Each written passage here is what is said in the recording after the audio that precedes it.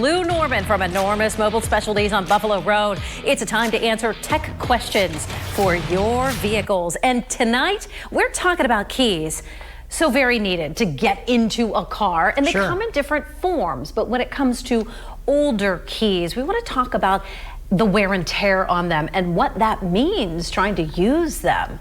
There is something that we're seeing. There's a failure with some of the older vehicles. And what's happening is people are putting the key in the ignition and then having to maybe jiggle it to try to get it to turn and try to start the vehicle.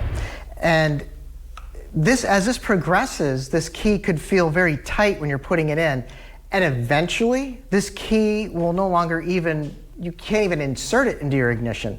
And you don't want to get to that point, because if you get to that point, now your car needs towed to a shop, and that is not good. We don't want to be in that position. So what's the problem oftentimes? So what's happening is the ignition cylinder is wearing, the key is wearing, and this repair involves complete removal of the ignition cylinder assembly. And as you can see, it's kind of hard to see, there's some electrical connections in there as well also.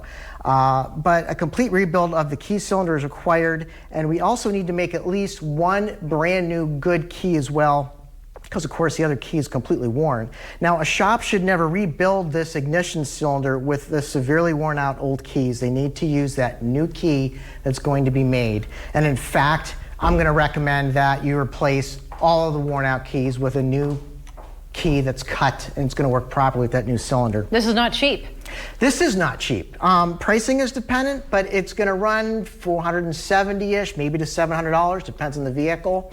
Of course, if you wait till the very end and then you require a tow, that's going to add more money to it. So if you start noticing difficulty, I would recommend taking care of this sooner than later. And don't wait till you get to that point where all of a sudden your key is stuck or it's not going into that cylinder.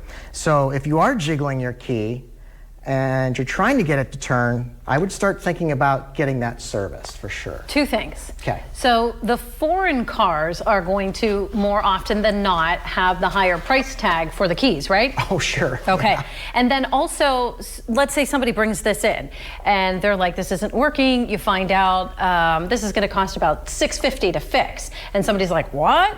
How can they, do you have maybe a plan for them? Is it pay in full, or do you work with the customer? Well, there's going to be some time involved, so we're going to need the car for usually a few days to disassemble it and get it rebuilt, things like that. We don't necessarily need payment up front to work on it. I mean, we do have your car, so. But we will instruct the customer. Every car, again, is different. Right. And of course, if it was a foreign car, it might even take a little bit longer than if it was, say, an American car, so that's a good point you bring up there.